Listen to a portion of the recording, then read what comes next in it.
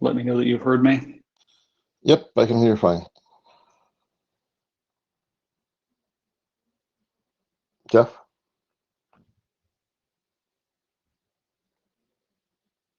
If you're speaking, Jeff, we couldn't hear you.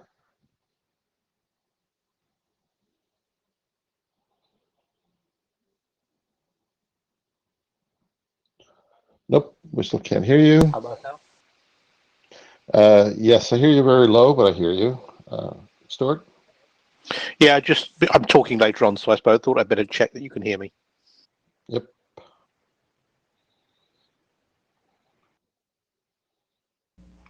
Hey, Alvaro, since it's not clear if Jeff and I will switch over to chairs in the Meet Echo controls, can you make sure you stay here in case you need to sort of act as chair for the second half? Yes, we will stay here, and no, you're not going to change the chairs. Okay, so if there are any controls that we need to run, you need to run them for us. Yeah. Is that okay? Thanks. Yeah, Excellent. I mean, I'll let you, one of you or Yingsen, to share your screen, of course, so you can show the slides. And oh, I was hoping. Okay. Okay, thanks. Just joking. Okay. Yeah, so this is, it is already a minute past the hour, so I guess we're going to start.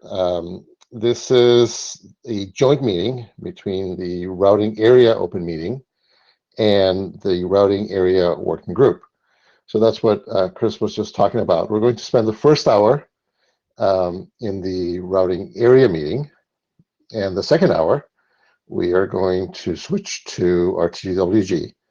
So what's going to happen is this is being, I guess, hosted by the routing area. That's why you see us four at the top as chairs, and in the middle we're just going to hand not control, but I guess Chris and Jeff are going to lead the rest of the meeting in about an hour. John. A request in the chat to switch to full screen on the slides. Yep, I will in a second. Yeah, hold on. And of course, when I switch, I won't be able to see the queue, so you guys will handle that, of course. Let's do that. So I hope that's better. This is IETF 110, again, the routing area open meeting. That kind of moved weird. Hold on, I gotta change this so it doesn't move forward. Here we go. So this is probably the most ADs we've ever had at the same time sitting up front. This is Deborah's last meeting as AD, even though the official turnover was last night at the plenary, but we still have her here on the hook today. And this is John's first meeting as AD. Welcome, John. We're very happy to have you here. So this is not well. It applies to contributions. It applies to behavior that you have inside the IETF. So please read the BCPs at the bottom. We have been showing some extra links to the Routing Area Wiki, the directorate, for quite a while. We don't have any blue sheets anymore because they're automatically filled by Meet Echo. We're always open to getting feedback from any of you, either directly to us in the open meeting, privately on email, whatever you want. You can come to us individually as a group. You can give feedback about me, for example, to the other ADs or whatever you want. We're interested not just in our own individual performance, but also on how the area may be working better or could work better. What things could be enhanced, what can be changed, etc. This is probably the only, or one of the only ways we ever get feedback. The NOMCOM does give us feedback every year, but that is usually kind of sparse as well. A big part of our job as ADs is to review documents and take them through the process. Please, please please review the documents. We expect working group discussion, working group review, the chairs to participate. There are shepherds, directorates you can request early reviews from. Please review the documents so that we can increase the quality of the documents as they move through the process. So this is the agenda for today. Again, for the first hour. For the second hour, we'll hand off to our TWG. We're going to go through the normal area status. Then we're going to have Luke talk about the routing directorate for a few slides. And then we're going to go into some working group updates. We decided instead of going through 3 minutes or a minute or every working group, we're going to give a little bit more time to, in this case, these 5 working groups. And they're going to spend, I don't know, maybe around 5 or 6 minutes each talking about their working group, what's interesting, etc. And then if we have time before the hour is over, we're going to go into open discussion or any other business that anyone may want to bring in. Does anyone want to change anything about the agenda? And by the way, I can't see the queue, so if anyone wants to, please let me know. Okay, so I guess we're good. So first, the most important thing, we want to thank Deborah for all her work. You see her here. You see her here smiling because she's, of course, off the hook of all the reviews and everything else. She has done a wonderful job over the last 6 years. I've had the pleasure of serving with her for that time. It's been a really great experience to get to know her, to get to share with her the good things about the running area, and sometimes, even the bad things as well. She has done an incredible amount of work, not just through the working groups that she has shepherded and been responsible for. She chartered DetNet, RAW. She led the standardization of the revised batch of Lisp drafts. There's been a ton of work that she's been doing with her working groups. Over the last 6 years, she has shepherded and published 144 different RFCs. These are RFCs that are published, and there are over 20 more documents in the RFC editor's queue that all have been shepherded by her. This is an incredible amount of work that only someone who is very organized, very diligent, that is dedicated to the routing area can achieve. Deborah is only a great person. I think she is, or I know she is trusted and respected by her chairs, by her fellow ADs, by everyone in the area. And it goes beyond that with everyone in the AAG. She has been now selected to serve in the IAB. So we're going to keep seeing her around for a very long time. Thank you, Deborah, so much for dedicating so much time to the routing area. Now, before we all clap away, at least in the chat, It's in the queue, and I think that we should listen to her talk.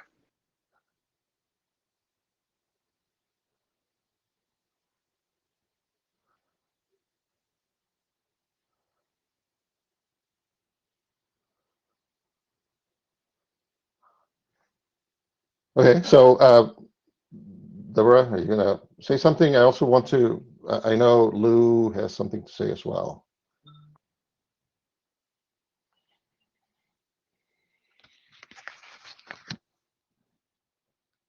Alvaro, I'm not sure if you're waiting for me or not. This is Lou.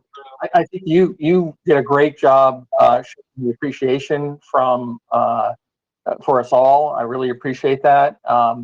I talked with the other routing area working group chairs, and we wanted to do something to show our appreciation. And you can see Deborah is holding a little, it's like a little bit of an award that has inscribed on it that we are thanking her for her service or years of service, doing all those things that Alvaro said so eloquently. And we hope that it really serves as a token of the appreciation from your friends and colleagues in the routing area. We really appreciate all your help and oversight and guidance. It's been wonderful. We look forward, as I said in chat, we look forward to working with you on the IAD and maybe even again as a document author and contributor in one of our working groups.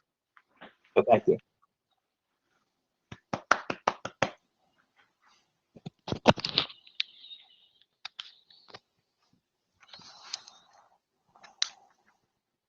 Again, Deborah, please go ahead.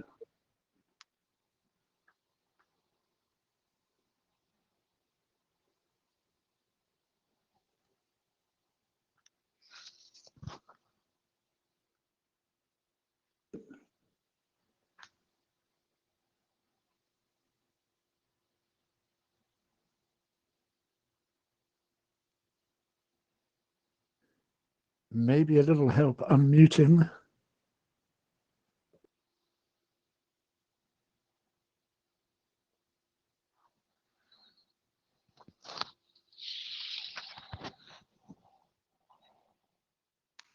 If you get your audio, there you go. Excellent. I've been fine. There's a huge delay for some reason. Okay, I just basically wanted to say, and now I have a huge echo, but I wanted to thank all of you. Without all of you, nothing would have been possible. So thank you.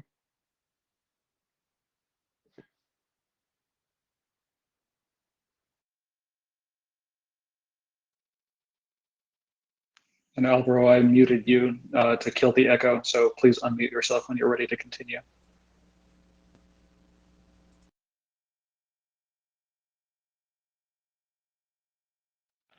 There we go.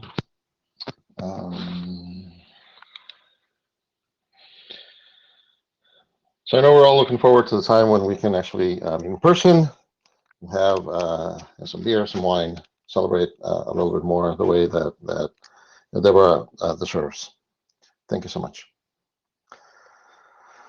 Okay, so moving on.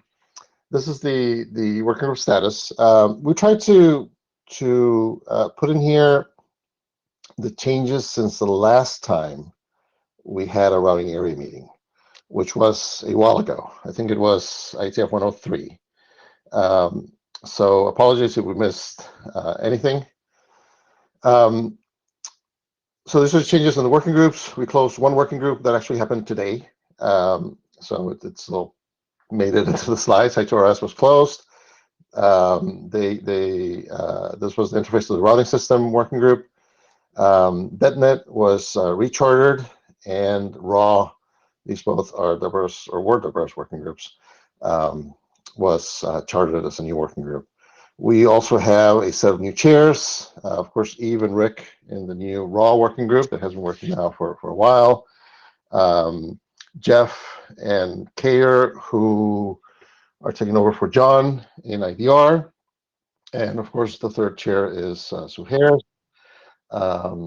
Ronald in Manet. Dominique, who came a few ATFs ago to Roll, and Jim and Joel in spring last year. Thank you, all of you, for the service and for all the efforts that you guys put into making the working groups run.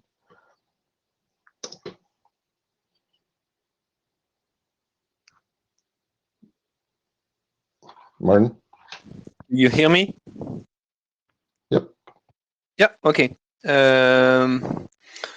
Just a single slide beyond pure working group status. Wanted to give you a heads up on two mailing lists, which are talking about topics that relate to routing area.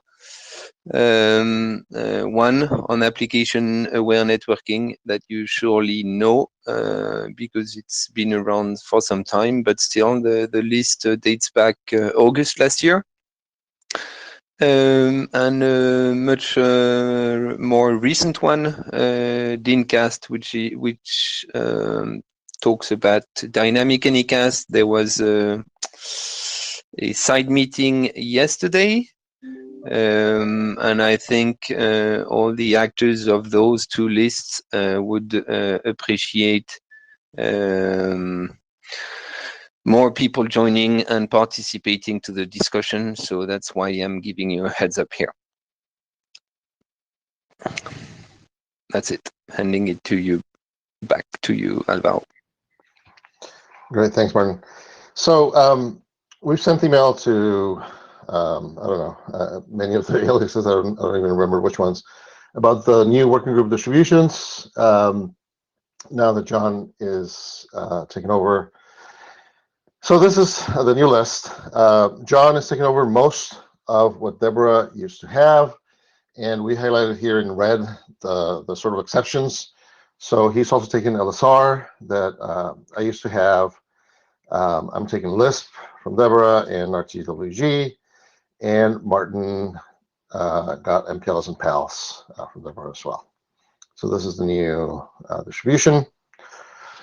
So you know who to talk to if you need an AD, or as I said before, you can talk to any of us if you need to give feedback about us or the area in general. Okay, so we're going to go into the routing director report. Luke, I'll hand it over to you. Sure, Alvaro, thank you.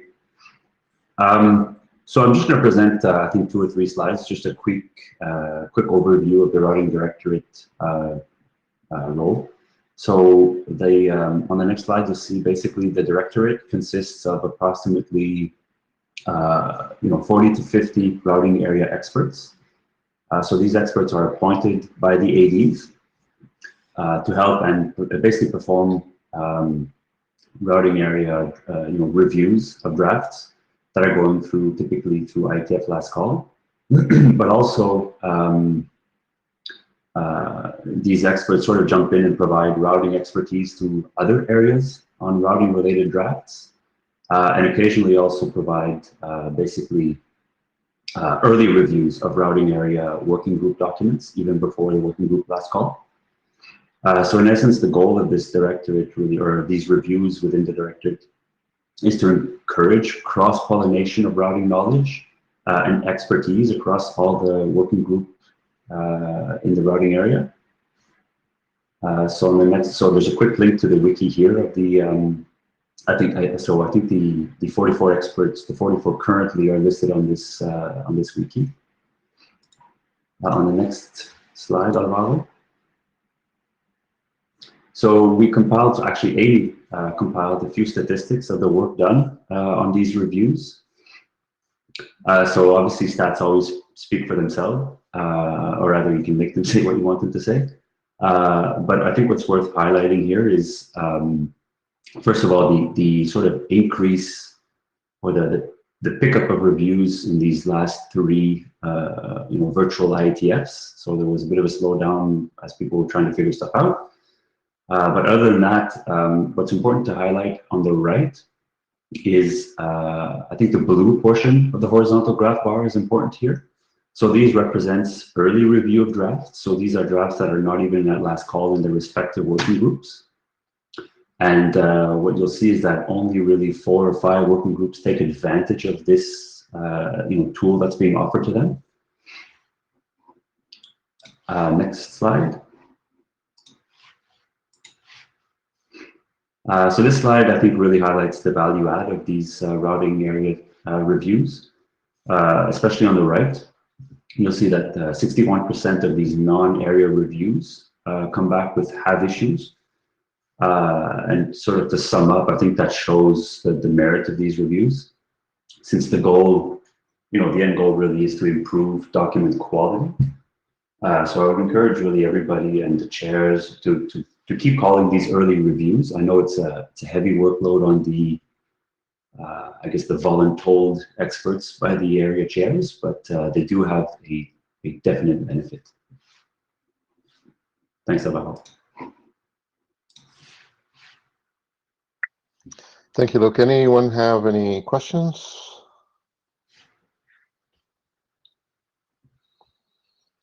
Okay, so yes, definitely. Thank you so much to everyone who serves in the routing directorate. All the reviews that you make help definitely increase the quality of the documents as they go through. So as I mentioned before, we're going to go through some working group updates. We asked 5 different working groups this time to provide a short update. A little bit more than just the litany of drafts that are being talked about, but not too much just to go into a deep dive of what they're talking in the respective working groups. So we're going to start with .NET. Hi, this is Lou Berger, speaking for .NET.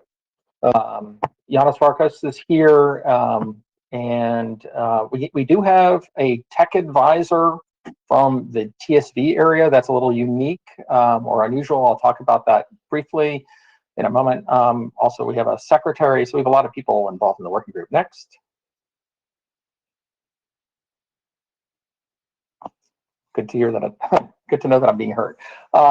So .NET is about providing deterministic services over closed administrative groups or cooperating administrative groups. Its scope is not the wild internet, but we do worry about providing services over different technologies. This sort of gives you a map of the technologies we support. So we can do straight IP over MPLS, straight MPLS, MPLS over IP. We are worried about time-sensitive network that's coming to us from the IEEE, so we can actually sort of do an Ethernet VPN. So think of that as an enhanced EVPN over MPLS, and we can also use TSN as a sublayer. So there's a lot of mixing and matching, a lot of combinations. Each of the red items shows an actual draft, although those are we've published our first set of documents, so some of those are now RFCs, and we have finished our core set of data plane documents, and most of the rest of those are in the RFC. So this gives you a map of where our technology is. One of the key things is we are operating on existing data headers. We haven't defined anything new, although we are using what we call a .NET control word, which is sort of the other control words that you'll see in use with MPLS. And I think we're going to be talking about it a little more tomorrow with a nice joint group with pals that they'll talk about. Next. So that looked like a lot of work done, which is great. And so what are we doing next? We do have an informational document talking about queuing implications. There's been some discussion about maybe us doing more than that. We are wrapping up our management model, our Yang model, that covers everything but the TSN part that you saw on the previous slide. And that's why that previous slide, TSN, was marked as future. So that's also a really important Yang model from our standpoint. And we're working currently on OAM and control plane or controller plane. So one of the things with .NET is we want to work either with a fully distributed control plane or a centralized one. And to sort of say we don't care, we came up with a new term called controller plane, which is a superset. Maybe that was a good idea, maybe not, time will tell. But when you see controller plane, it's not a typo. We actually mean that it can be either a fully centralized, fully distributed, any combination of those. Next. So we thought that it would be worthwhile pointing out in this group that we do an awful lot of coordination in .NET with other groups. You saw the technologies we're involved with. I don't know, chairs, if you want, I'll spend a couple minutes on each of those, but I think I've been talking my 5 minutes. Do you want me to keep going, or do you want me to stop? Sure, I think we're okay. I think we're running a couple minutes early, actually. So okay, great. So let's keep going. So we'll talk about some the ones that we identified we thought would be interesting. Next slide, please. So the raw group is really a group that we're closely cooperating with, because their scope is, and you're going to hear about them, is to work with .NET over wireless technologies. Strictly speaking, our charter allowed for work on wireless technologies, but we thought it would be really good if there was a place that had that focus, and in particular brought in new blood. So we are worrying about the overall data plane, as well as adapting to wired data planes. And in the wireless space, we're working closely with the raw working group. We're meeting with them about every other week. Next.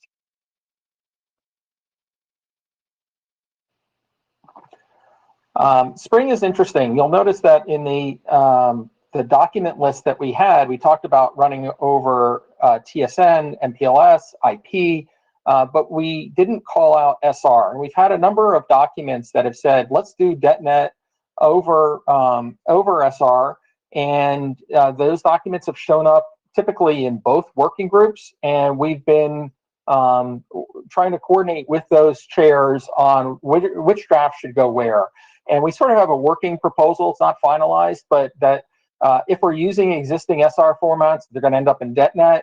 If it has any type of new format, that'll go to Spring.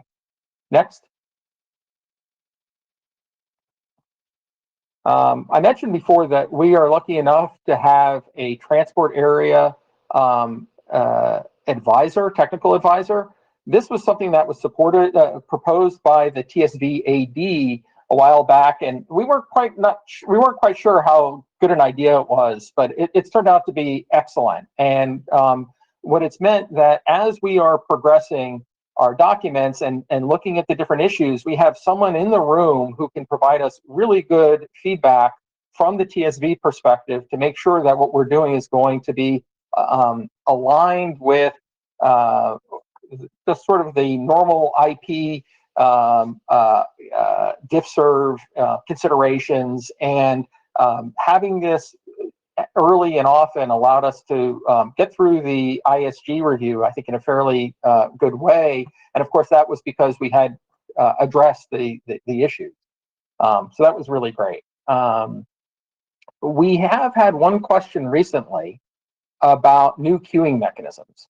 There have been some proposals to do completely new queuing algorithms, queuing mechanisms on the device level. To date, DetNet has said we will talk about other queuing mechanisms that are standardized elsewhere and how you might use them for DetNet, but we're not defining queuing mechanisms. And to my knowledge, the routing area has never defined queuing mechanisms. So it's certainly out of our charter to do that. But there's a question of where should this be done. The TSV working group, in particular, David has made comments publicly that if it is a new queuing mechanism where it's only DetNet specific, maybe TSV isn't quite the right area to do it, and might be better to do it in DetNet. So we have an open question. Really, it's going to end up to the ADs to sort of make a decision on where this work should be done. So that's an open question that I don't expect us to discuss it today, but I do expect that we'll see an answer on this in hopefully not too long. Next. I see Torlis is in queue. Chairs, you want me to take? Yeah, I was just about to ask if you want to take questions as they come, or if you want to hold. I'm happy. It's your time. I'd say let's do it as they come, Torlis. Yeah, I just wanted to back one slide then. I think one of the biggest achievement in DetNet, at least from me looking at use cases, is the pre-auth, which is kind of the also what I would consider more like a transport QS function to eliminate duplicate packets with sequence number. Something sequence number we also I don't think had that much in the routing area. So I think wherever it falls, I don't see the queuing to be particularly different from the work that was done in pre-auth. So that's a good point. If we back on that first slide, we talked about the DetNet control word. We use the standard DetNet control word, including the sequence numbers that were previously defined in the DetNet control word. In the standard control word that was used both in PALS and in EVPN. We use it to provide basically 1+1 protection. For those of you who've been active in sort of the more transport-centric areas of the routing area, they'll be familiar that we've done 1+1 protection for various technologies in the past. DetNet defines it for today for MPLS and using those sequence numbers, and maybe in the future for IP as well. Thanks for the comment, Carlos. Dean? This is Or Dan? relevant to Sorry. that same topic. On the TSN. So that's the reason why I just joined the queue. I'm happy to give my comment after you do the TSN part. Oh, okay, great, thanks. Thought it'd be worth mentioning the TSN group in particular. So time-sensitive networking is a activity it's a task group inside the IEEE. We're really fortunate to have great cooperation between the IETF and IEEE on this. My co-chair, Janusz Farkas, is both DetNet Working Group co-chair and TSN Task Group chair. So by having the people actively contributing in both groups, we've really been able to have great alignment there. Of course, we also have the IAB's activity of IEEE coordination, so we have both at the formal level and the informal level, and it's been really great. We held one workshop in Bangkok in 2018. We had planned to do another joint workshop in 2020, but obviously that was canceled, and we hope to do it again in the future. TSN is an important technology. It's an underlay technology which gives us a lot of queuing mechanisms that we can reference. It is not a requirement, though, for DetNet. DetNet is designed to operate over any type of, let's call it subnet layer. Dan? I wanted to ask I've seen several comments between TSN and PTP, and in some of the implementations, there were some issues. There were some. There are some unknowns between one and the others. So, have you had any touches with the IEEE 1588 group on the same topic? So we had discussions on this early on that, would we need to specifically describe time synchronization in DetNet? And I think you'll see some of that in our use cases and maybe some of our early documents. But as we went on, we concluded that that is typically sort of a layer below the routing layer. And if you're talking about time synchronization across a device, that usually happens sort of at the hardware level, and that we didn't have to do anything specific for it. So that hasn't been an area where we spent a lot of attention recently, and it's not at all in our data plane definitions. As you know, there's some good profiles talking about, and I can't remember if it was ITU or IEEE that had the profiles of different types of devices. We would hope that a profile will be written for a router that's DetNet aware, but we didn't see that as in our scope. That said, we are contribution driven. So if you think there's something we're missing at the DetNet level, please bring it to the working group. Yeah, okay. I'll definitely. I think I see a few of them based on the customer conversations. Thank you. I think that was my last slide, but just next, just in case. Yep. Thank you so much. Thank you, Lou. On to Ra. Hello. Hi, can you hear me? This is Eve Schuler. And I'm one of the co-chairs of RAW. And unfortunately, my co-chair, Rick Taylor, is chairing another session at this exact time. So he sends his regrets. As Lou said, we are, next slide. We are a sister group to DetNet. We're about a year old. And the intent was to ensure that we could extend DetNet to comprehend wireless layer 2 technologies. And what we mean by that is to support these deterministic properties, mostly around bounded latency, packet loss or packet errors, and consecutive errors across L2 bridged and L3 routed segments. And although the DetNet Charter does talk about heterogeneous support because of all of the layer 3 technologies, the intent here was to ensure also seamless operation across wired and wireless subnets. So that is our focus, is really on what is the relationship between layer 2 and layer 3 to support the wireless. Obviously, as you get into wireless, to claim that something's deterministic becomes increasingly difficult because of all sorts of issues, not least of which is interference. So how do we make the wireless technologies highly reliable and available and approximate determinism, even if we can't give as strong assurances as our wired counterparts? So the 4 technologies that are in Charter are basically Wi-Fi 6 and beyond, the time-slotted channel hopping IEEE 802.15.4 standard, which in the IETF has been known as 6TISH as a working group name. Obviously, there's tremendous focus on 5G support in at least the part of the discussion around ultra-reliable low-latency communication, or URLLC.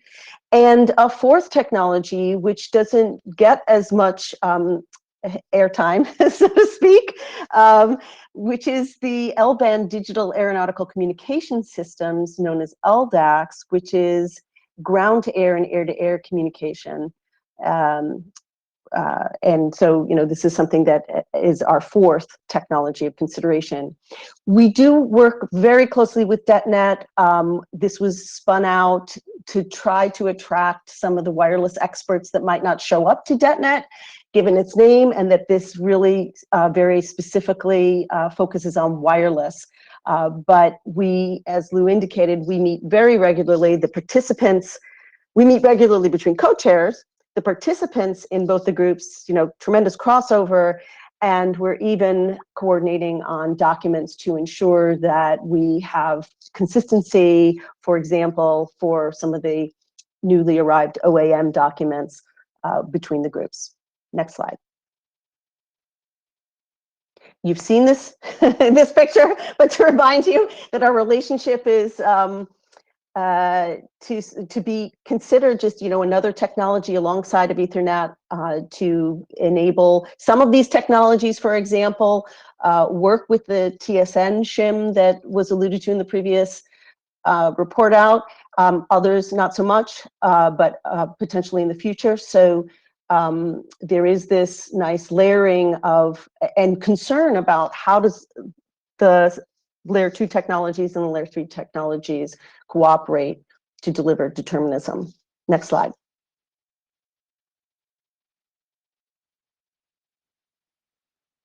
When we were launched, which predates me, we had this ambitious goal. The Charter had an ambitious goal to more or less support 4 foundational informational documents, and to do so in about 18 months. We've been around for about a year now, since the last time the routing area supported an open work group meeting.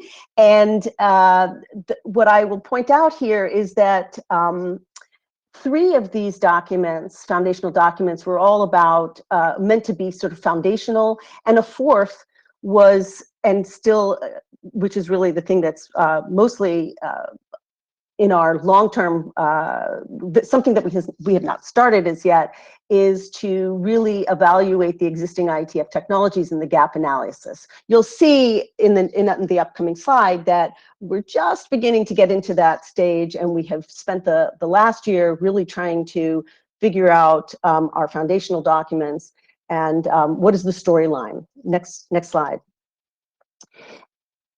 I stated in that fashion because if you look at how DetNet has unfolded, it did a great job. It's been a long time kind of getting its foundational what are now RFCs correct in order that it sort of accelerated into producing really the specifications that are RFCs now.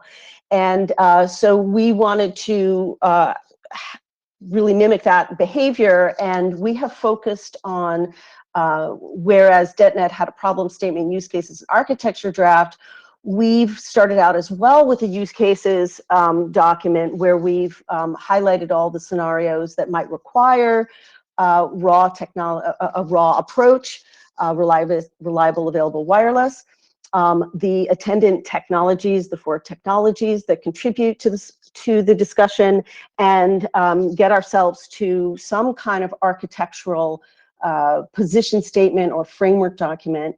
And so we've spent quite a bit of time, and I should say that there were several BOFs before the year. This just didn't come out of nowhere, as many of you know.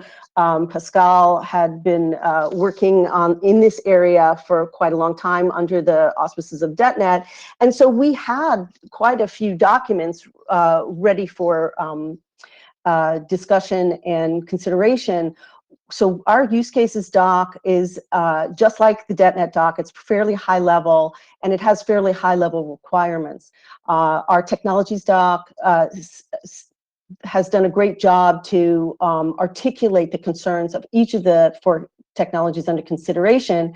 And unfortunately, and I think this is in part, some of the, I'll call it, there's a little bit of an allergic reaction to documents that are, position statements or some of the informational information that's needed to set the stage. So there was some concern around articulating a problem statement, but each of our drafts now already include a problem statement. And so we're likely to extract it and, after all, have a problem statement draft.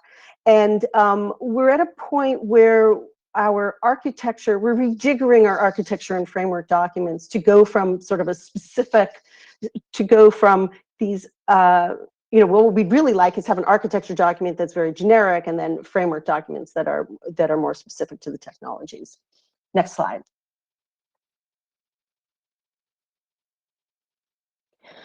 In addition to our foundational documents, we have begun to have some really interesting conversations about the glue between different technologies that already exist that would help us coordinate between layers. DLEP being one of those technologies that's already in RFC, the dynamic link exchange protocol, and it has some efficient characteristics in that it's an event-driven protocol, so less overhead, that would monitor layer 2 link characteristics, but also expose them and share them with layer 3.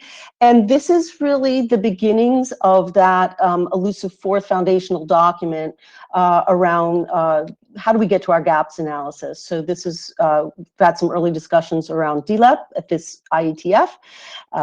We now have an OAM draft that has been separated into its requisite parts, that one in DetNet and RON, they're both nearing working group adoption. And our LDAX draft, which was adopted by the working group, is likely going into working group last call. And we have had some new topic areas introduced.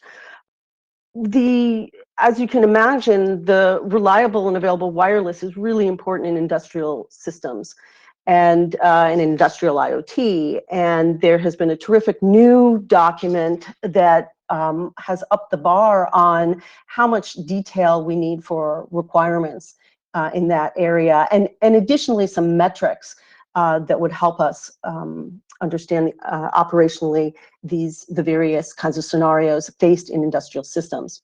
And I know that this, the explicit ask for these presentations was, how are we coordinating with other groups? And there are a series of MEC drafts, and MEC is an ETSI driven initiative around mobile edge computing, and so we've begun that discussion there. We'll see where that leads. And additionally, although it was not presented in our working group at this IETF. There was this segment routing inspired TSN draft that did get airtime in DetNet and other working groups at this IETF, which we anticipate will, at least in some regards, get folded into our, if not discussions, then our milestones, or at least for consideration. And I think that, oh, maybe next slide, the next slide is a summary of everything I've said on this slide, which is really where our documents are.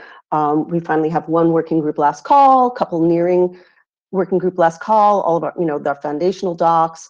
And so this is just the pointers to those resources. Next slide. And for further information. Great, thank you. Any questions from anyone?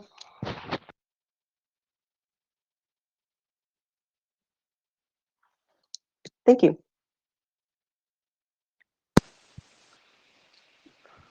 Right.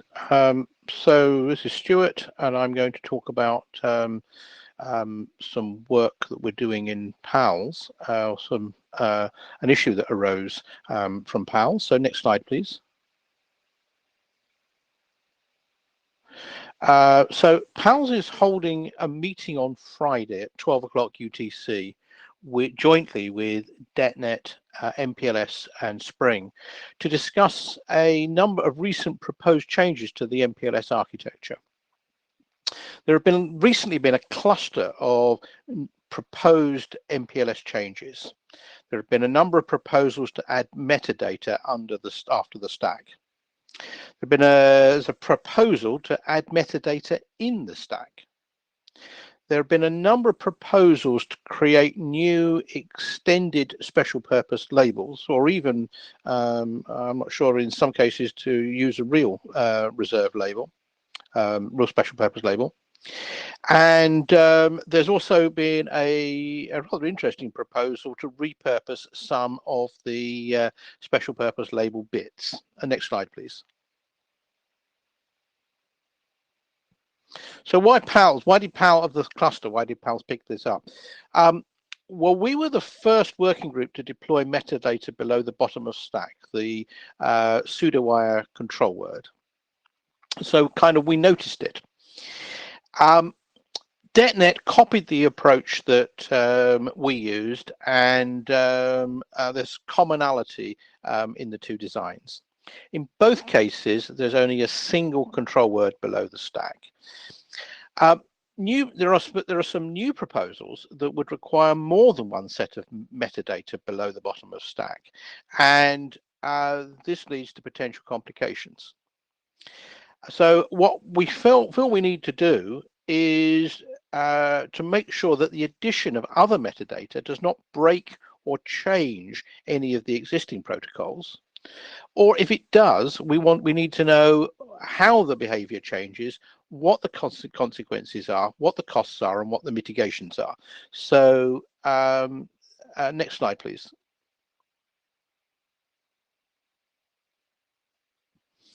So why do we raise this, right? None of the proposed changes themselves are large or significant. However, in combination, the result is complexity. The result is a change in the MPLS forwarding model, a very simple model so far that we would reluctantly see increase significantly in complexity. And of course, if these changes, which are simple in themselves or in combinations, if we get it wrong, then they may fundamentally limit MPLS development in the future. So this is all about going into this with an open mind, but nonetheless understanding what the consequences of what we do are. So the plan is to get the interested parties together on Friday to do three things. One, to understand the needs that underpin the various proposals that have come together in this cluster. To understand the proposals themselves, or understand some of the proposals themselves. I'm not sure we've unearthed all of them yet. and to develop a way forward that deliberately changes the MPLS architecture to a model that meets the new needs. We don't want the protocol to stall or become ossified, so it needs to meet future needs. But we don't want to discover that in meeting the short-term needs, we have boxed ourselves into a corner as a result of a set of uncoordinated changes. So it's about bringing all the interested parties together, understanding what the new needs are, understanding the various proposals, and then formulating a way forward. We won't do all of that by any means in the 2 hours we've got on Friday, but we can start this process and then discuss with the ADs and other chairs how we would go forward afterwards. I think that's my last slide. Thank you, Stuart. Any questions? If not, this is tomorrow at noon time UTC. Thank you so much. On to Spring. Hello, Bruno speaking. Next slide, please. So I'm going to talk about Spring. Do you hear me? Yes, we do. Okay. So what is Spring? Spring stands for Source Packet Routing in Networking, and is better known for being the home of segment routing. The three main pieces of work we have done so far is segment routing architecture that we published in July 2018. Then we have two data planes. First is the segment routing MPLS data plane, published in December 2019. And then the segment routing for IPv6 data plane consists in two documents. First is the IPv6 packet extension, segment routing header extension, published in March 2020. So the work has been done in 6 months. And then the SRv6 network programming, published in February 2021, so a few weeks ago. Next slide, please. So that being done, the current hot topic is to try to work on reducing the size of the IP packet header for SR over IPv6. So what we have today is SRv6 use segment identifiers using 128 bits addresses.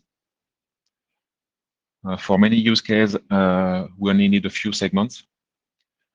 But as the number of segments increase, the size of the header increase, which involves hardware challenges and traffic overhead.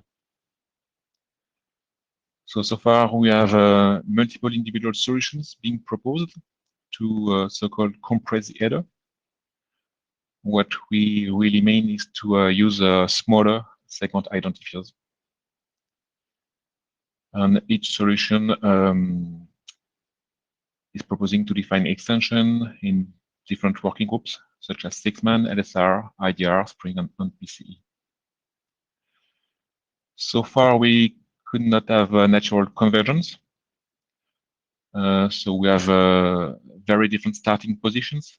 So some people believing that we should start with SRv6 and try to minimize the evolutions. And some people believe we should try to start with SR-MPLS over IPv6 and minimize the evolution. And some people believe we should start with a new design, with a new IPv6 header or headers. And we have strong positions. Next slide, please. So we've created a design team in June 2020.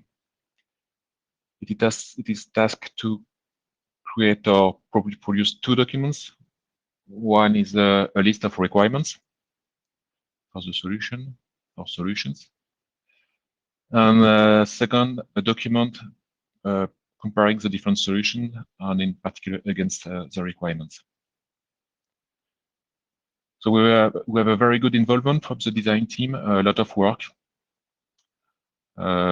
Yet the planning currently exceeds the original plan time frame.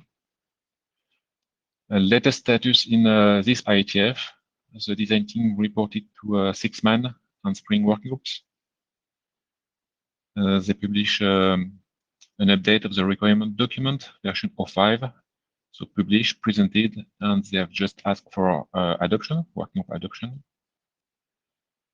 And they also present the first version of the analysis document.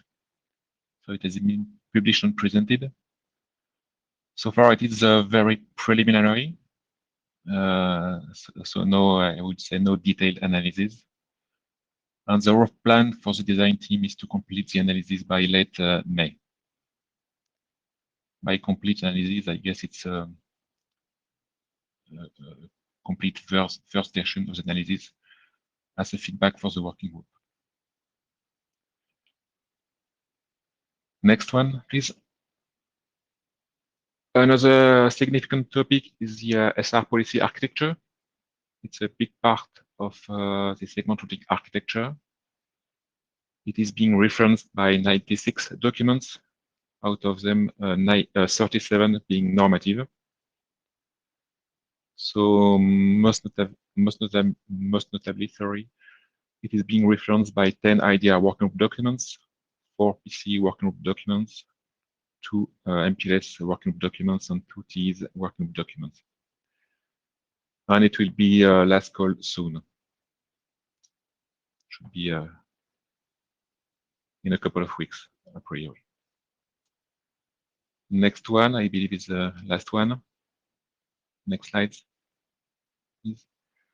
And finally, a recent subject regarding the interconnection of domains with multiple planes.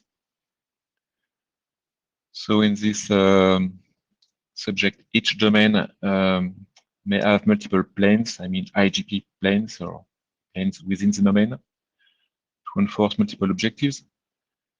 Typical goals would be to have one plane for shortest path, another one for lowest delay, another could be only high bandwidth links, another could be not routed over via whatever you want or don't want. Each domain may use any choice for its local enforcement of the plane. So typically, it could be SR policies or SR flex algo or RZPTE. So the question is for service spanning multiple domains. There is a need to build coherent inter-domain routes sticking to each plane within each domain. So in IETF 110, so this one, we have seen presentations in Spring, IDR, and base working groups. We have a set of documents about use cases, requirements, architecture, and extension. And we have two sets of two solutions with two sets of documents. So for example, in Spring today, we had those two documents presented. So that's all. That's all for Spring. Thank you, Bruno. Are there any questions?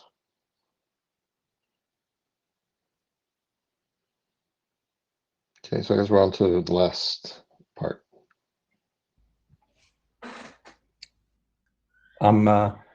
This is Tariq. I'm going to give you the update on the MPLS working group status. Can I go ahead? Yes, please go. Okay, thank you. Just a quick note before I start talking. The update is on the behalf of my co-chairs as well, and we have a secretary, Mac Chen, as well in our working group. Let me just mention that Stuart has done a great job setting the stage, describing the problems of mutual interest between MPLS and PALs. I will go through a couple of them as well. It might sound repetitive. Nevertheless, some of the topics that the working group is paying special interest in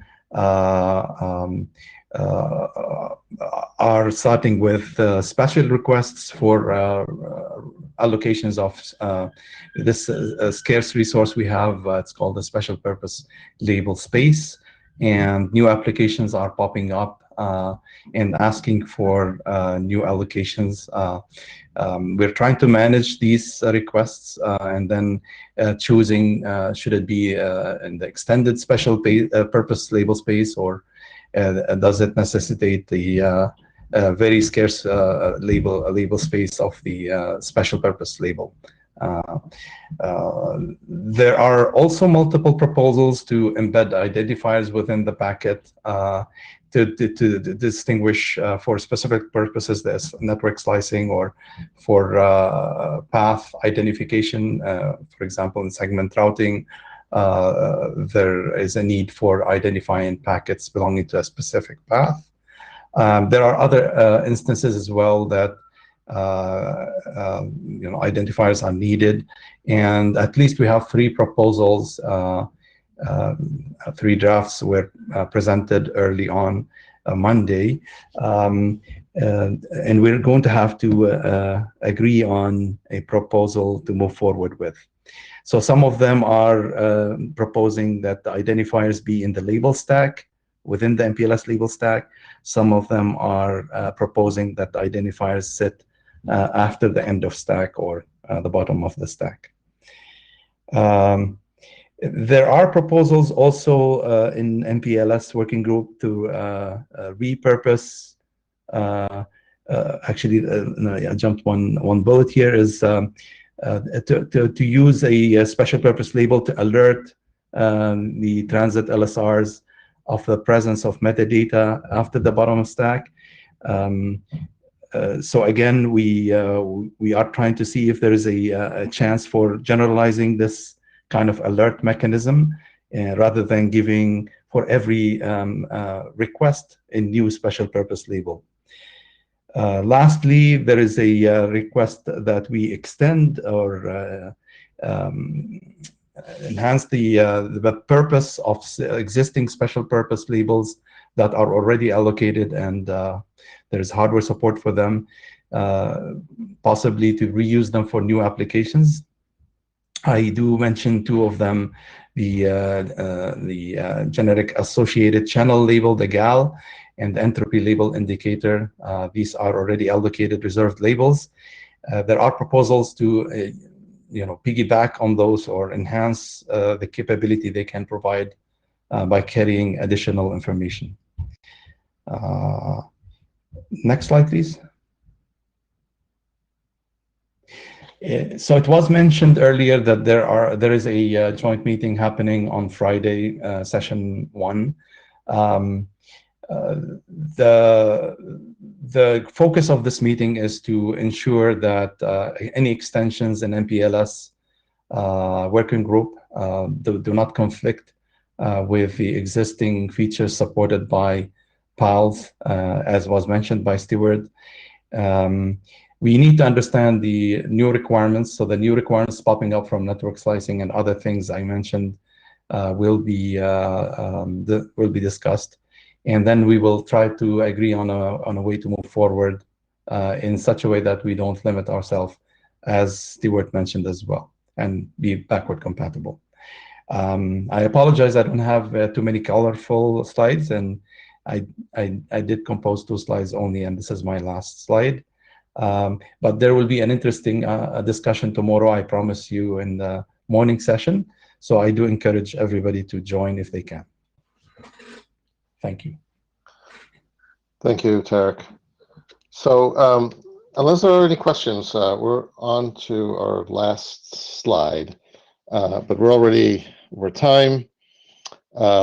So I guess what I want to do is finish the routing area part of the meeting and hand over presentation to Rtgarea.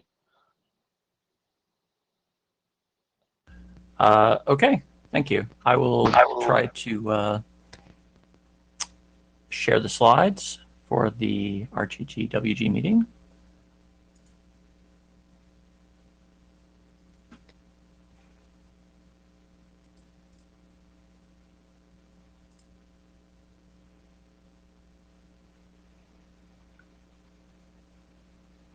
something is coming up. Okay, good, good.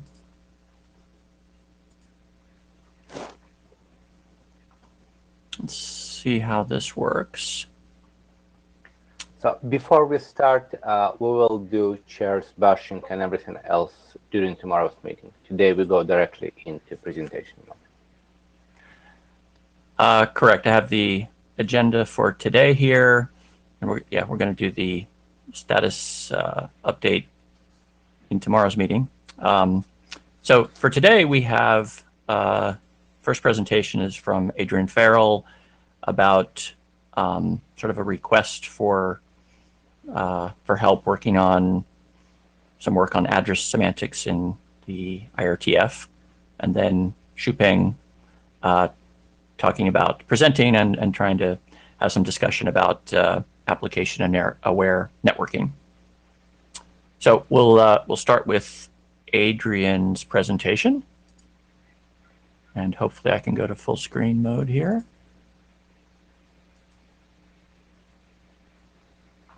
Yeah, looks good. Not anymore. We'll see till it settles down.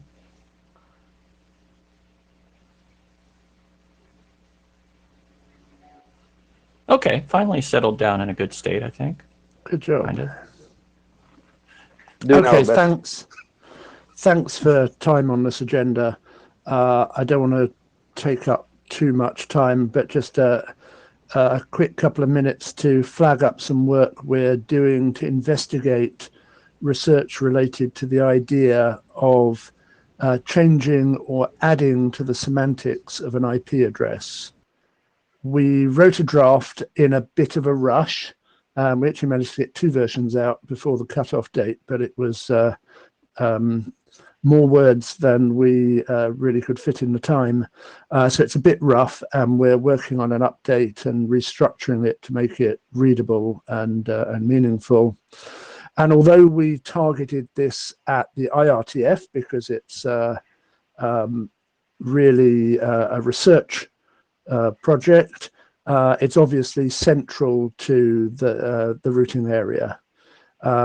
Thanks to those who've already commented on the routing discussion list, those who sent private notes, and a few of you that we've discussed in a bit more depth with over the last couple of weeks.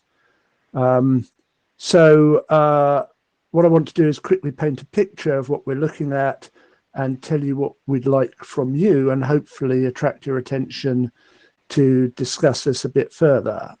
Slide, please. So this is all evolving rather rapidly as we discuss, but what we're trying to do basically is understand the implications for the routing system of this thing we're calling semantic routing. And we're doing this by trying to catalog the existing proposals and existing research, and then formulate a list of questions that maybe researchers should be looking at. What we're not trying to do is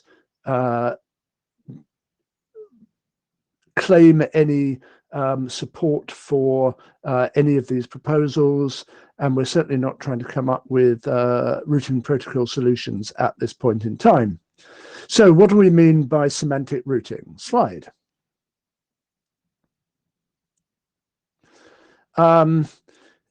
Largely speaking, we're talking about routing on additional information. So we've done this for forever, and really the prehistory of routing purely on a destination IP address has long passed us by.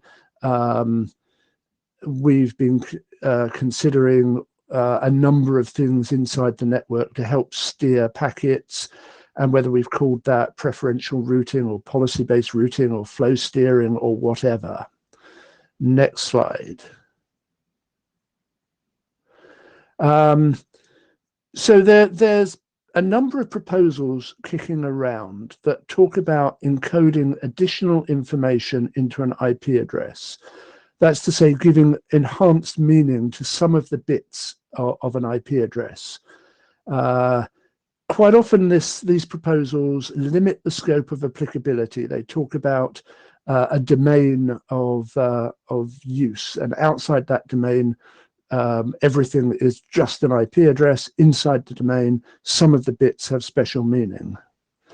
And to some extent, this is not new. So if you look at the way that prefixes have been partitioned so that certain addresses have special meanings, that is, in a way, a semantic addressing thing. But question, is that all there is, or is there more? Next slide. So more recent proposals have done other things, and a very good example is the recently published 8986 for SRv6 network programming. We've seen proposals to address service functions directly with IPv6 addresses in service function training, and there's discussion around a form of ICN that gives meaning to the address to address content.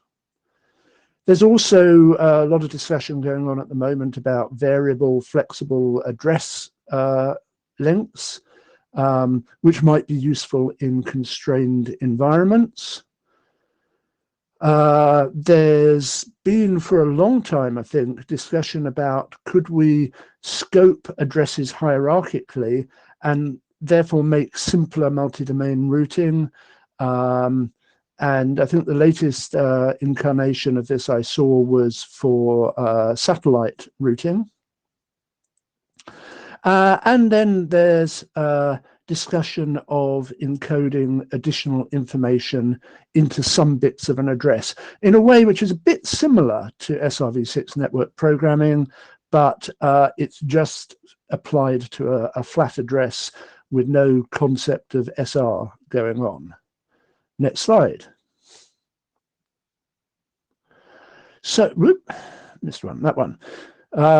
Semantic routing then is routing on addresses that have got this additional semantic inside them, with probably the intention that legacy nodes will survive the fact that the addresses are semantic addresses, but that new or enhanced nodes may be able to get additional routing function by looking at these addresses. So on the left here, I think the bottom is being cut off, but the left is prior art, and it's showing how a routing decision is basically made on an IP address, a pile of other information perhaps, and some policy and configuration that's been put into the router. And then on the right-hand side is routing with semantic addresses, where the other information, that middle box, may still be feeding into the routing decision, but mainly it's being placed into the IP address so that the routing decision is based on that address without having to trudge through the other fields in the header and maybe doing DPI and so on and so on. So next slide. So this is definitely a work in progress. We scratched together some questions we think that need to be looked at when considering semantic routing, and they include, will this break the existing system, and will we need new software, new hardware? Can we actually handle this type of processing in hardware? Does it scale? Do the claims that it helps scaling actually hold up, or does it make things worse? Will more addresses need to be pushed into the network? Does it break existing additional functions like multicast? And bottom of that list is do we actually need to standardize anything, or is this tucked away in private domains that can just do what they want beneath a routable prefix? Next slide.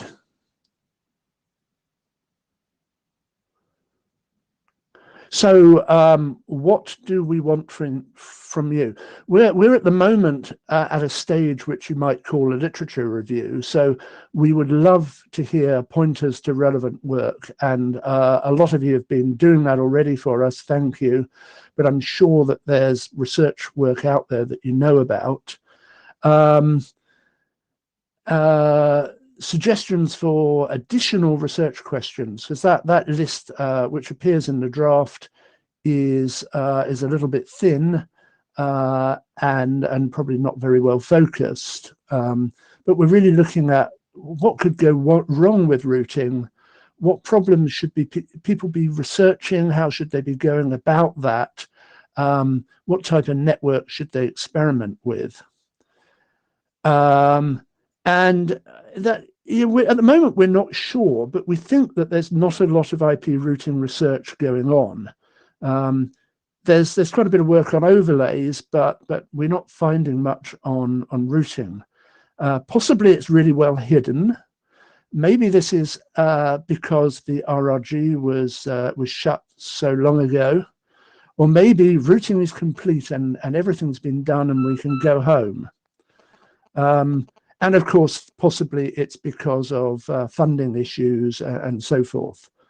So we'd love to discuss. I don't know whether the chairs want to take questions and discussion now, but obviously you can email us, you can mail on IRTF Discuss, and probably the ADs won't mind if we continue a bit on routing discussion, as has happened before.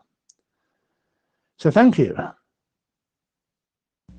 Okay, I think we're fine with taking a few questions. I think Linda has raised her hand. Presentation. So I'm curious, the semantic address, is it still IPv4 v6 or something different? Now there's IPv, what is that? Another 6J IP addresses. So what it is? So what we're seeing is suggestions to impose semantics on chiefly IPv6 addresses.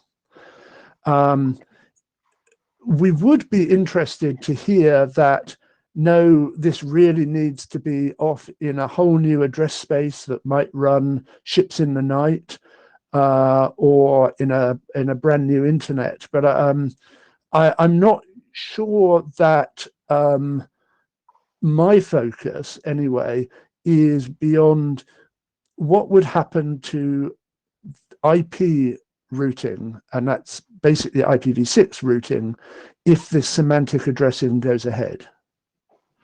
And second question, what kind of semantics do you plan to add to it? Is there any example? Okay, so that's back to the slide that says we don't support any particular ideas for semantic addressing. We are just collecting proposals. So other people have lots of proposals. That's great, but we want to research around those rather than push any individual proposal. Okay. Thank you.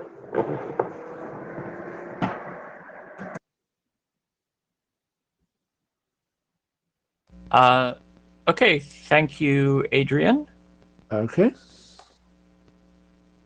Now we'll switch over to Shupeng. Let's see if I can just switch over to this presentation. There we go. I think, so you can go ahead and unmute yourself, hopefully, yeah? Hi, thank you. Okay, well, you're welcome. Good.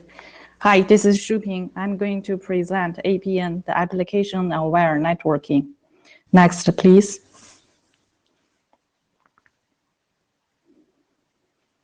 First, about the purpose of this presentation here. Actually, we believe APN is most relevant to RTG area. And we have presented a few times here. And we have involved RTG in most of the APN discussions in the mailing list, APN mailing list. We can see the progress has been made. And here we would like to further introduce the concepts, clarify the scope, and attract people attention to further address the main concerns raised by the IESC and to make the work to progress further. And I will keep this presentation short and leave more time for discussions here. Next slide, please. So I will follow what, why, and how this logic to give this presentation. And thanks to our AD who gave this suggestion. And first, so what is APN? And APN is on that network layer. And we want to enable the fine-grained user group, application group, and service level requirements guarantee at the network layer. And in order to do that, we will develop a framework and set of mechanisms to derive, convey, and use an attribute. And this attribute information is the key. And it will be encapsulated in the data packets. It will be treated as an object in the network. And to this, the network operator can apply policies in the various nodes and the service functions along the path. And here, which is very important to note that APN works within a limited trusted domain. And this domain is generally defined as a service operator's limited domain. And within this domain, the operators could support and could use their technologies to provide the services.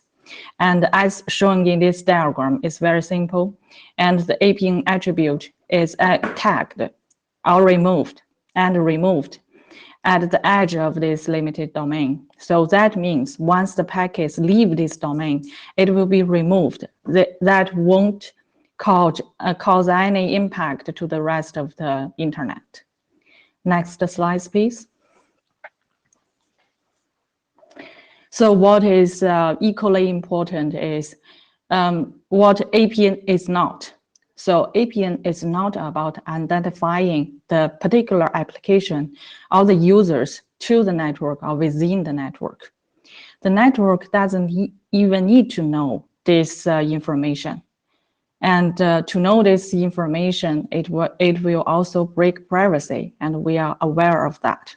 So it's all about policy enforcement in the network.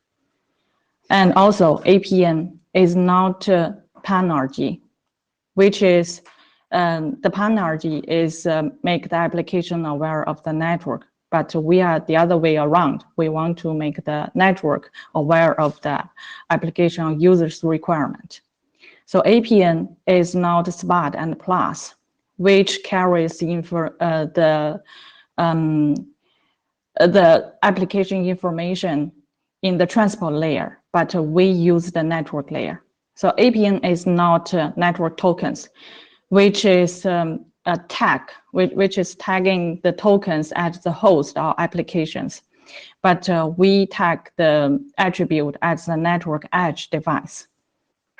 So at the end, this is also the conclusion we derived from one of the SAT meetings at IETF 108. That is to convey information at the different layers at different technologies, and APN uses the network layer. Next slide, please.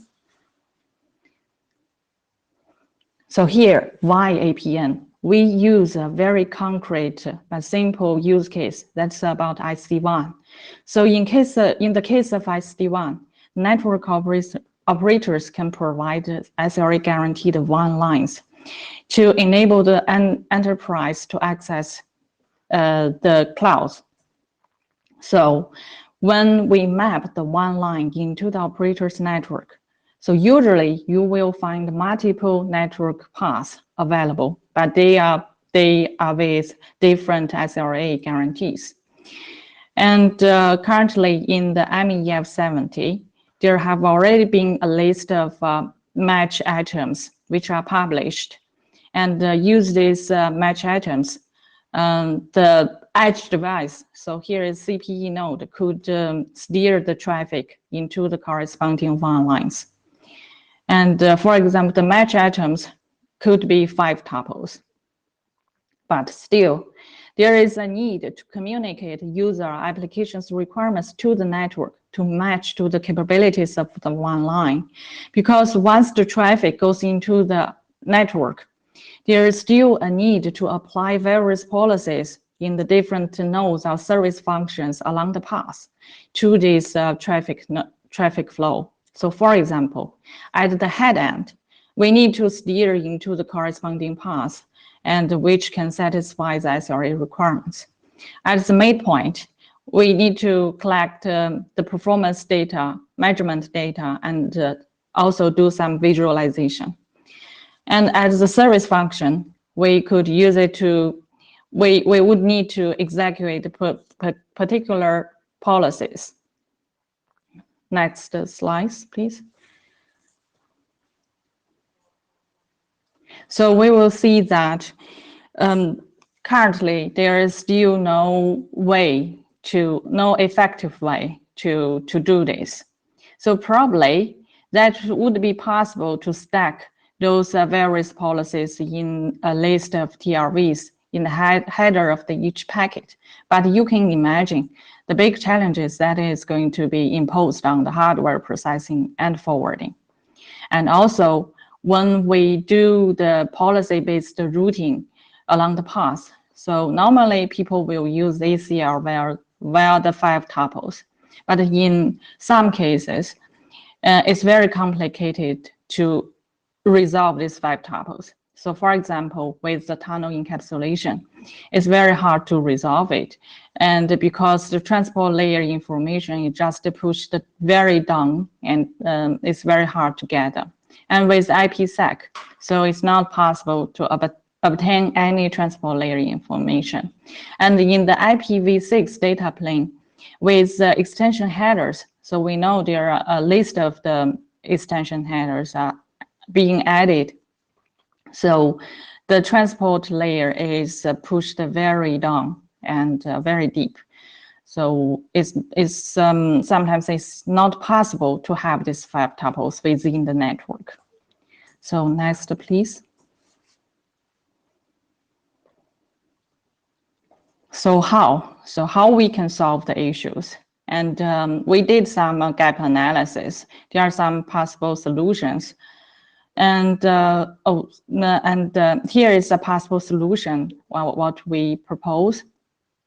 And we propose to construct an attribute at the network edge and encapsulate it in the data packet and treat it as an object in the network.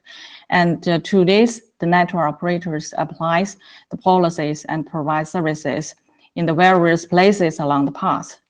So, and the policy choice is according to the user application group and service level requirements. So in this way, it could bring several benefits. For example, it will improve the forwarding performance. Since before you need to resolve the 5 tuples in the different layers in the packet header, but now you only need to look at the one field in the IP layer, which will also improve the scalability. And also it will enable the very flexible policy enforcement in the various nodes and service functions. And also it could enable more new services. For example, with SFC, and you don't need to resolve the 5 tuples to do the policy enforcement on the VAS, but only one field. And also, it could enable the fine granularity performance management and visualization. And also, it's not only about underlay, it could also work for the overlay. So we can see that can be easily done by using this information, but it's impossible with any of the current existing mechanisms. So next, please. I'm going to take a moment to switch to full screen mode. Since this takes a couple of seconds, I didn't want to do it in the middle of your presentation, so just hopefully this will be better. Okay. Yeah, sure. So Thank now, you. You're welcome. Next. So, okay. Okay, so we did some gap analysis, and there are some work in IETF already. First, about DSCP, but we know it's not big enough. And then for the IPv6 flow label, or MPLS entropy label, it has been standardized to be used for the ECMP. And for the SFC service ID, that is defined to be used in the NSH context header, but APN attribute can be carried in the various data plane that is decoupled from data plane. And for the IOM flow ID, that is used to correlate the exported data of the same flow from the multiple nodes. And for the banding seed, that is bound to the SR policy, but APN is not bound to SR6 only.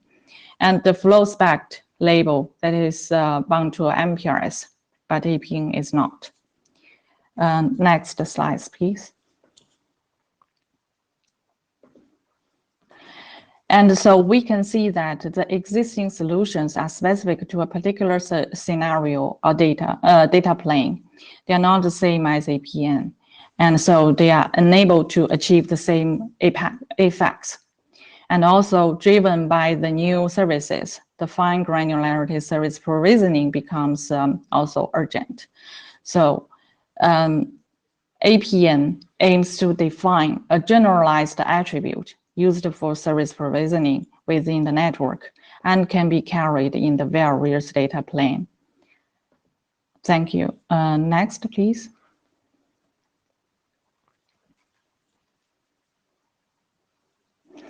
Yes, so here, during this week, we have presented in the art and also the security area.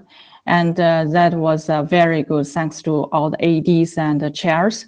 And we have collected a very valuable feedback and have a lot of very good discussions with the experts there. And interestingly, we found people have been frequently asking some similar questions. So that's why here we summarize a list of the FAQ, and just to try to make the clarification on people's concern. And first, so people ask whether there are any applications that can benefit from APN. And to me, that is a very easy question. And so if I may, I would like to ask, have you ever experienced any meet-echo issues during this IETF and any virtual ones before? I would say that is the one of the exact application that can benefit from APN. And also in this IETF, we had a hackathon application of our GS services networking that shows the improvements that can be achieved with APN. And we have also published 2 papers in InfoComm this year and last year, and both in the demo session. And we have demonstrated the improvements that APN could achieve. So here are some links for your reference. So second, how APN can help resolve the QoE issues. So when you go into the details, you could see, and from the demonstrations, you could see the difference of improvements that APN can make within the network. And regarding the QoE, that is very complex, and itself has many impacting factors, including the terminals, access, and also the network. So APN aims to provide ways to improve the QoE within the network. And then who is going to set the APN attribute? So that is the network edge device, such as the CPE. And it's not the application itself. And then how to set the APN attribute? There are many possible ways that can be used to classify the traffic flows at the network edge. And for example, the n-tuples defined in the MEF70 and maybe AI technologies. So the APN attribute can be derived by using those already published match items in MEF70, as well as, for example, the access port in the edge device, and to identify the user group. And then how the APN attribute is used in the network. And I already presented here very quickly. So this attribute is carried in the data packets header, and it can be used in the various places along the path. For example, at the head end, midpoint, and service functions. Next, please. So still, we have some questions, and we already discussed with Art and the Rtgarea people. And here we would like to discuss here. And one is about security issues, which has always been challenged to APN. And so what are the security issues when the APN attribute is used within the limited domain? So whether there are still some security issues, if there are, how we can mitigate them. And then it's about privacy, another question which are always being challenged. So we got some suggestions from the some draft published in the area, and we could mitigate this issue by grouping the user's applications, that is using user group applications group. Actually, it has been there, and we just we wasn't explicitly indicate, and so it's generalized. This attribute, APN attribute, is generalized, and also we can use an opaque value, and it's just a bit string. The network doesn't need to know who you are and what you are doing and what application is sending traffic. It's not helpful. It's not helpful, or it's not useful for the network to do the performance, to do the policy enforcement. So, and we should focus on describing the classes of policy to be applied to the traffic. So I will pause here, and so we can start discussions. Thank you.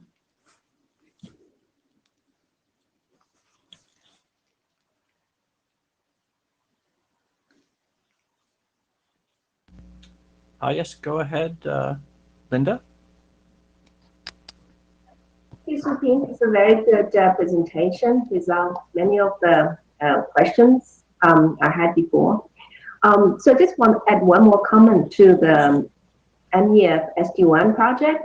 In there, there's a section on the application segmentation, application-based segmentation.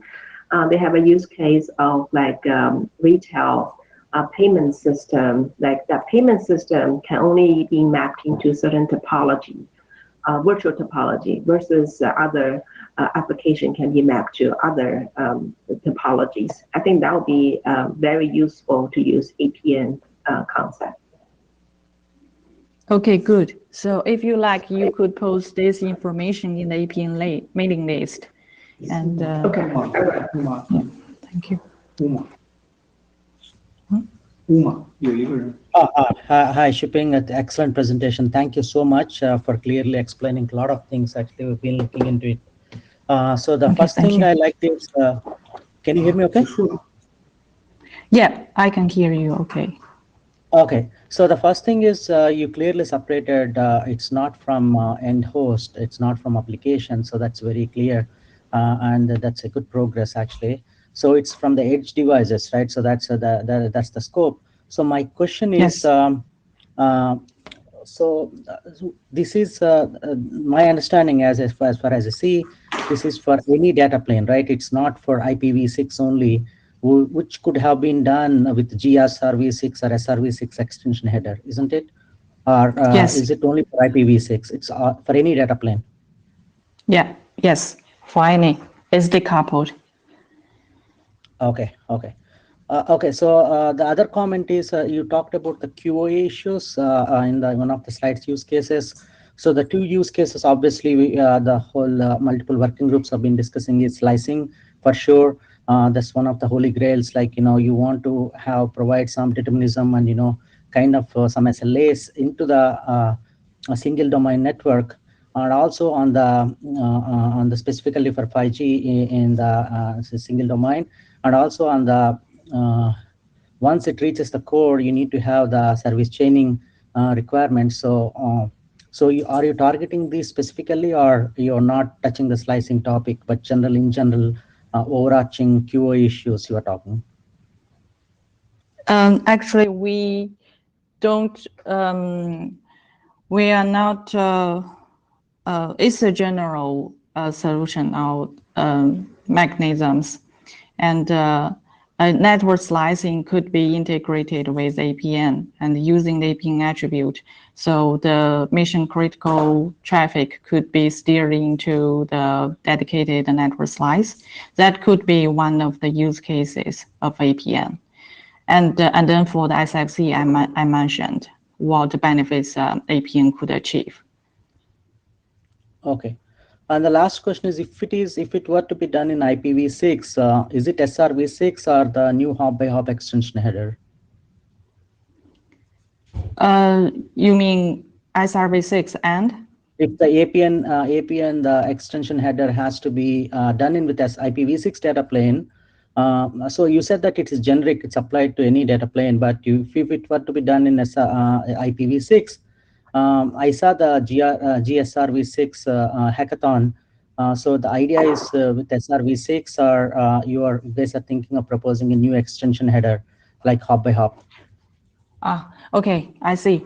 So the APN, if the data plane is IPv6, and we could use the hop by hop options header, destination options header, and SRH. Within SRH, we could use the arguments of each state, and also the SRHTRV, and those places could be used to encapsulate this information. And it doesn't have to be related with the new hop-by-hop options header. This is what you mentioned, right? So no, yeah. It's that was not related with the work here. Okay. Okay. Thanks. Actually, it's very clear now. Good presentation. Thank you. Thank you. And maybe just one more clarification. So the work we are doing on the hop by hop, mainly the purpose of us is we want to make the hop by hop really usable for the operators for the network, because it really carries a lot of very key features and new services.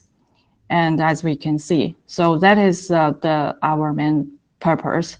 And after the presentation in the V6 Ops, we can see it has been agreed by the community and chairs.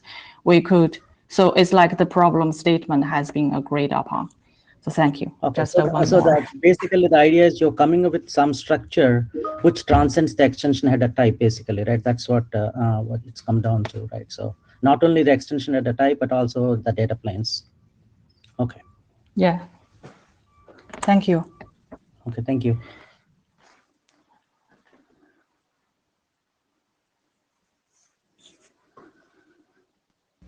Go ahead, Xinbin. Yeah. Okay. Hello, this is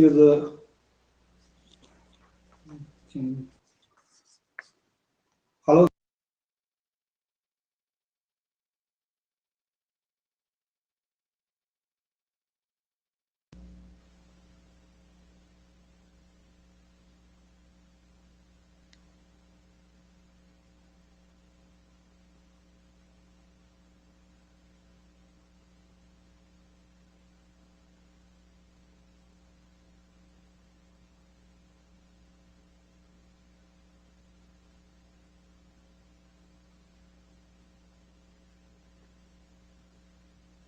Oh, sorry.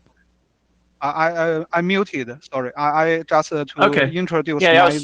okay. Thanks. So for the last minute or so, there was no audio. So Okay. Yeah. start Okay. Thanks. start over at that Chris. point, I think. Okay. Okay. Thank you. Yeah. I just the brief the introduction about my this is the presentation in today's the security session regarding this the they are thinking on the security and the privacy issue. I mean so that's the in general I think the people in the security area and the APP area not understand the user cases that always used in the routing area. The first one they talk about if this is the packet from this the mobile phone to the transport network. So how to derive this the APP group or the user group information at the network edge. So that is answer that is this is the simple way we can according to the 5 tubes to map to a application group and the user group information. So that is can be used along with the network path. The second one, they don't understand why this packet 5 tube information can be directly used. So I told them that in the transport network, in the wireless transport network, so this original this the IP packet will be tunneled with the GTP tunnel and go on to with this SRv6 tunnel and the MPRS tunnel. Yeah, so that's the 5 tube information of the original packet cannot be got in the transport network, or is very hard to be got in the transport network. So the last question, so the question is that why not directly copy the original the 5 tube information from this the original packet to the tunnel encapsulation? So I think that this is the question that we know that use the 5 tube information, so they can call this the performance for call the forwarding performance issue. And also that's the because you know that's the match this the 5 tube need the complex the forwarding algorithm. So that's the entry of this the scalability is also we will encounter the scalability issue. So that means that we cannot achieve the many entries for this the steering traffic or some this the other security process based on this the application group or the user group. So that's the additional information. So according to this introduction, so we can say that some of this scenario is easy to be understand in the routing area, but this is hard to be understand in the application area and the security area, because they always assume that the packet traverse the internet. So that's is my introduction. So I think that's okay, because this the introduction will be helpful to the cross area discussion and understanding each other. Okay, that's all. Okay.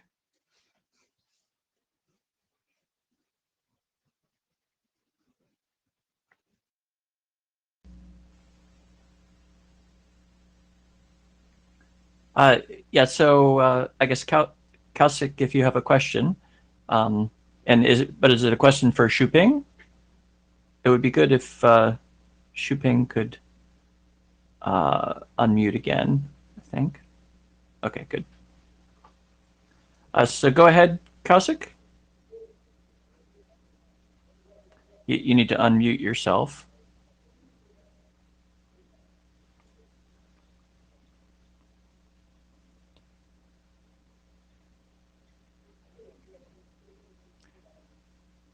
So I'm seeing Kausik in the queue, however, I guess Kausik says he is having trouble unmuting. Okay, well, we have. Okay. You want to type your question? I think type it, we'll read it loud. Yeah.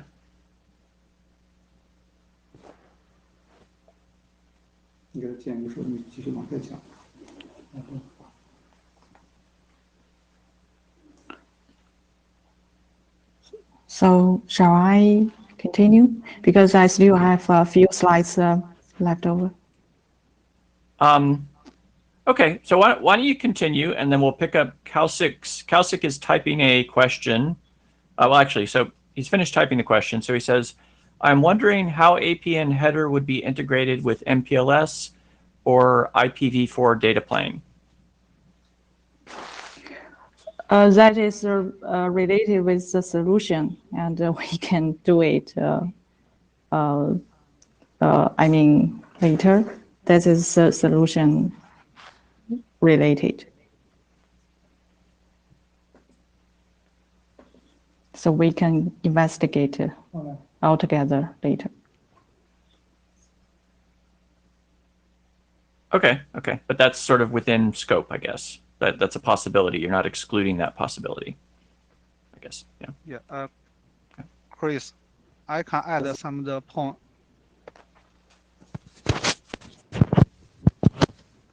Cannot hear you. Oh, okay. Feel free to answer that a bit. Okay. Robin? I wanted to add the point is that for the MPLS domain, because we have this external header, maybe we can use some of the in fact this, I think this is a good question, and also you know that on the Friday there's also the meeting to discuss the MPLS encapsulation. I think this is also related with that one. And now I think that is possible you can use some of the special purpose label to indicate some of this the extension information below the MPLS label stack, so that we can achieve this the application information from this the extension header that's below the label stack. That's a possible way. Yeah. Okay. Thanks. So at this point, Shuping, why don't you go ahead and finish your slides, because we're down to about 8 minutes left in this session. Yes, so it will be very quickly. Next, only 3 slides, just to give people information. Thank you. So here I presented this before, and in the site meeting, and probably also in the RTG. And our plan is to have a working group, and but before that we will have an interim meeting, and hopefully above in the next IETF. And here are all the possible work items we could have. And next, please.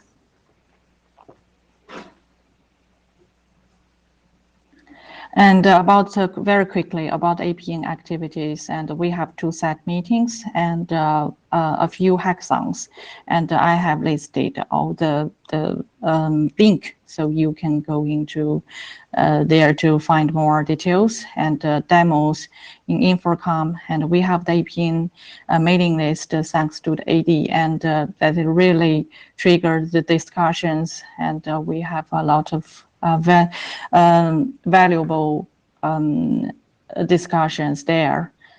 And so that's next.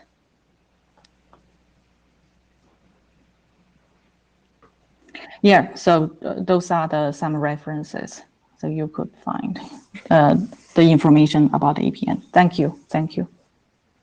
That's all. Okay, thanks a lot. Let me just ask if there are any other questions for Shuping before she drops off.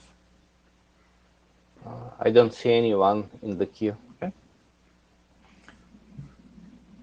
Okay, well, I think that's everything on the agenda for this session. We have another session on Friday, so we hope to see you there. Okay, thank you. Okay, Thanks, everyone. Thanks a lot. See you tomorrow. Okay, bye-bye. Bye. Bye. Bye.